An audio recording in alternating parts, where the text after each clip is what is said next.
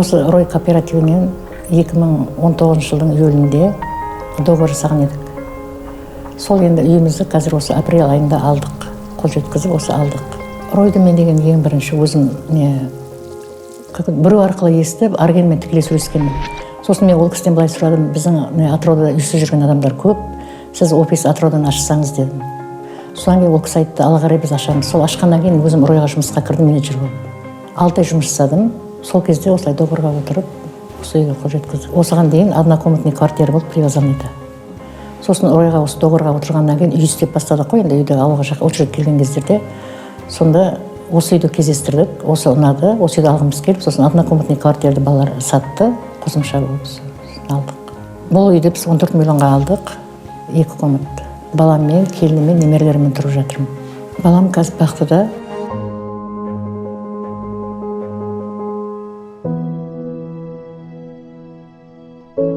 Біз бір комнатта енді кішкентай баламен, еще көршілер төмендегі ұрсат, баланы шулатпа деп. Біз күйеуіміз екеуміз көп армандадық. Осындай үлкен үй, шарбағымыз болса екен деп таптық осы үйді. Біз бұл үйді алмағанда 2 баламыз болды. Қалай бұл үйге көштік, қалай оформлять еттік. Сол күні мен босандым 28 күні. Сондай 2 қуаныш болды бізде. Бірінші үй алдық, екіншісі мен 3-шісін босандым, көптен күткен.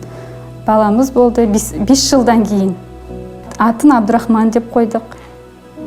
Қазір көз қуанышымыз бұл үймен өсіп жатыр. 3 ай болады тоже. Осы үймен бірдей болады.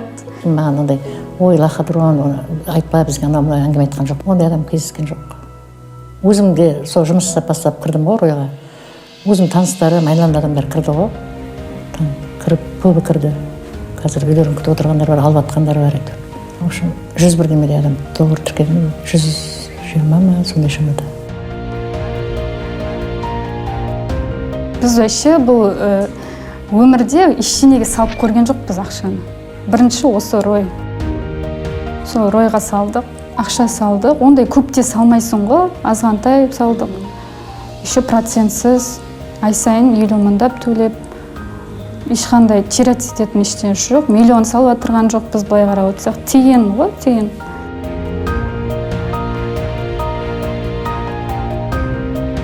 Бақыттымын.